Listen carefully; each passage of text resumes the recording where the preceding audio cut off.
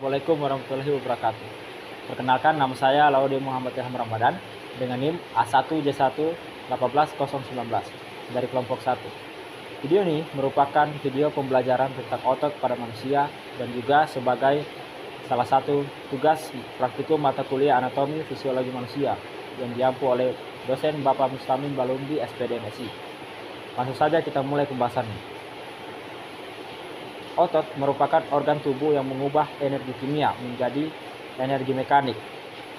Gerak sehingga dapat berkontraksi untuk menggerakkan rangka sebagai respon tubuh terhadap perubahan lingkungan. Sistem otot memiliki fungsi antara lain. Yang pertama, menghasilkan gerakan pada tulang tempat otot tersebut melekat dan bergerak dalam bagian organ internal tubuh. Yang kedua, menopang rangka dan mempertahankan tubuh saat berada dalam posisi berdiri atau duduk terhadap gaya gravitasi. Ketiga, menghasilkan panas untuk mempertahankan suhu tubuh normal. Otot memiliki 3 karakteristik, yaitu yang pertama, kontraksibilitas, yaitu serabut otot berkontraksi dan menegang otot menjadi lebih pendek dari ukuran semula. Yang kedua, ekstensibilitas, yaitu serabut otot memiliki kemampuan untuk menegang melebihi panjang otot saat rileks atau memanjang. Yang ketiga, elastabilitas, yaitu serabut otot pada dapat kembali ke ukuran semula setelah berkontraksi atau meregang. Berdasarkan letak atau struktur selnya, otot dibedakan menjadi 3, yaitu yang pertama otot lurik. Otot lurik merupakan otot yang secara sadar atas perintah dari otak atau volunteer dan melekat pada rangka, misalnya yang terdapat pada otot paha, otot betis, otot dada. Kontraksinya sangat cepat dan kuat. Struktur mikroskopisnya yaitu memiliki bentuk sel panjang seperti benang atau filamen. Setiap serabut memiliki banyak inti yang terdapat di tepi dan tersusun di bagian perifer, serta serabut otot sangat panjang. Yang kedua, otot polos. Otot polos merupakan otot tidak berlurik dan involunter, bekerja secara tak sadar. Jenis otot ini dapat ditemukan di dinding berongga sehingga seperti kantung kemih dan uterus secara beserta pada dinding tuba seperti pada sistem respirotik, pencernaan, reproduksi, urinarius, dan sistem sirkulasi darah. Kontraksinya kuat dan lambat. Struktur mikroskopis otot polos yaitu memiliki bentuk sel otot seperti silindris atau gelendong dengan kedua ujung meruncing. Serabut sel ini berukuran kecil, berkisar antara 20 mikron, serta memiliki satu buah inti sel yang terletak di tengah sel otot dan mempunyai permukaan sel otot yang polos dan halus atau licin. Yang ketiga, otot jantung atau biasa disebut juga otot serat atau serat lintang involunter, mempunyai struktur yang sama dengan otot lurik.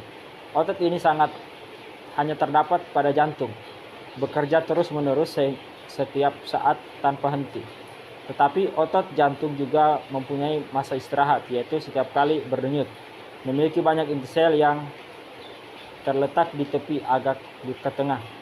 Panjang sel antara 85 sampai 100 mikron dan diameternya sekitar 15 mikron. Berdasarkan gerakannya, otot dibedakan menjadi 2, yaitu otot antagonis dan otot sinergis. Yaitu hubungan otot antagonis yaitu hubungan antara otot yang cara kerjanya bertolak belakang dan menimbulkan gerak berlawanan arah. Contohnya yaitu otot bicep dan otot tricep. Yang kedua, otot sinergis, yaitu hubungan antar otot yang cara kerjanya saling mendukung atau bekerja sama dan menimbulkan gerakan searah. Contohnya pronator teres dan pronator quadrus. Berdasarkan gambar rangka ini, terdapat beberapa otot pembentuk rangka tubuh, yaitu yang pertama orbicularis oris atau otot sudut mulut. Fungsinya yaitu menarik sudut mulut ke bawah. Yang kedua, deltoid atau otot segitiga, merupakan otot yang membentuk lengkung bahu dan berpangkal di bagian sisi tulang sehingga ujung bahu balung tulang berikat, dan diafise tulang pangkal lengan. Di antara otot ini berdasarkan gambar rangka ini terdapat beberapa otot pembentuk rangka tubuh, yaitu yang pertama orbicularis oris atau otot sudut mulut. Fungsinya menarik sudut mulut ke bawah. Yang kedua deltoid atau otot segitiga, merupakan otot yang membentuk lengkung bahu dan berpangkal di bagian sisi tulang, selangka ujung bahu, balung tulang berikat, dan diafise tulang.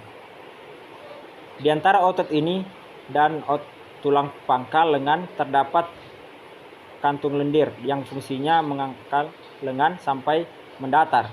Ketiga, bicep brachii atau otot lengan berkepala dua. Otot ini meliputi 2 buah sendi dan mempunyai 2 buah kepala atau kaput.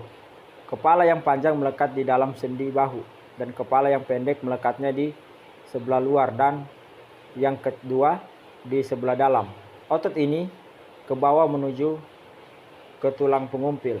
Di bawah uratnya terdapat kandung lendir dan yang berfungsi untuk membengkokkan lengan bawah siku, meratakan hasta dan mengangkat lengan.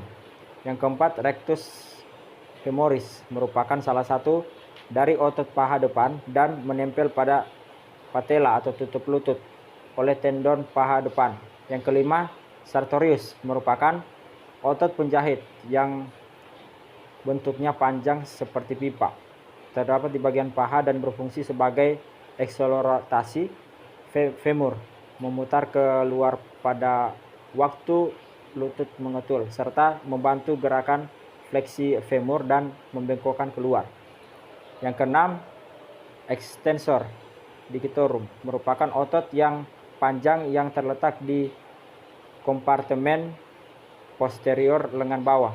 Yang ketujuh, pectoralis major. Pangkalnya terdapat di tulang dada dan tulang rawan iga.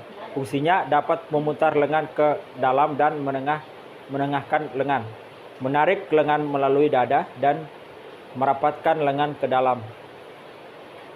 Itulah tadi video dari saya. Wabillahi taufiq wal hidayah. Wassalamualaikum warahmatullahi wabarakatuh.